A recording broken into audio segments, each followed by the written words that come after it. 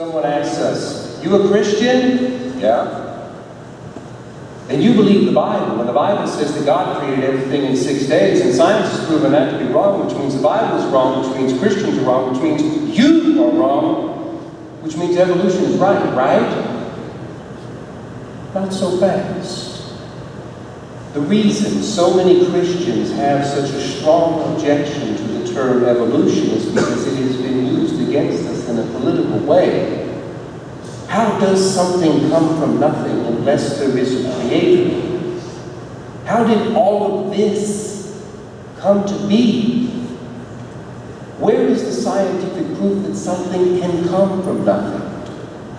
Indeed, it actually takes more faith to believe that there was nothing and suddenly by chance there was all of this than it takes to believe that there was nothing and God said, "Let there be light," and there was light.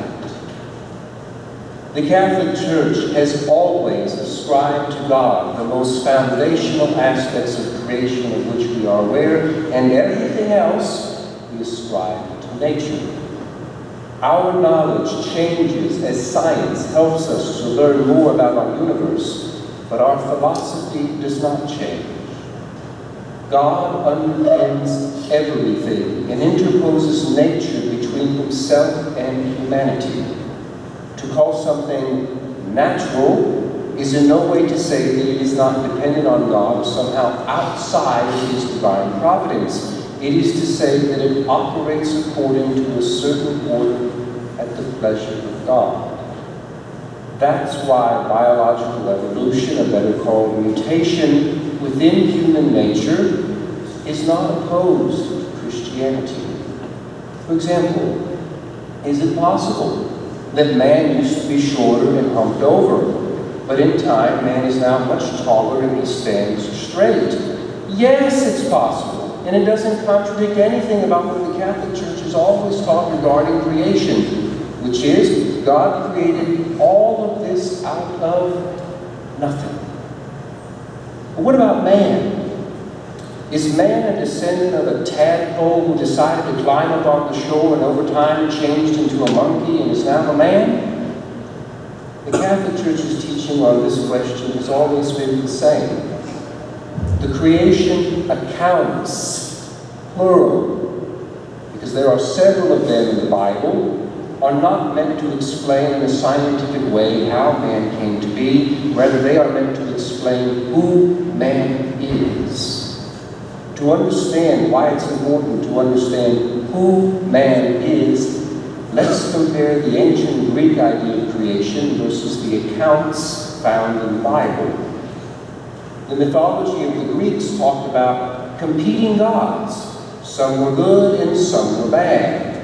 These good and bad gods brought about men and women on earth into existence to assist them as their pawns in their struggle for power. Therefore, some of you come from good gods and some of you come from bad gods. Some of you are inherently good and some of you are inherently bad.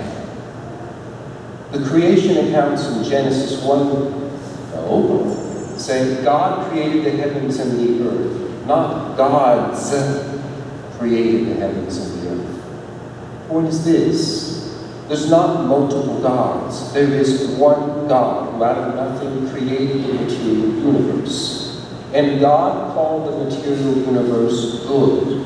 God then took earth, material universe, as something good, and he formed man and woman. Man and woman are not made out of anything evil. They are good. Genesis continues by saying that God breathed life into man, the breath of life.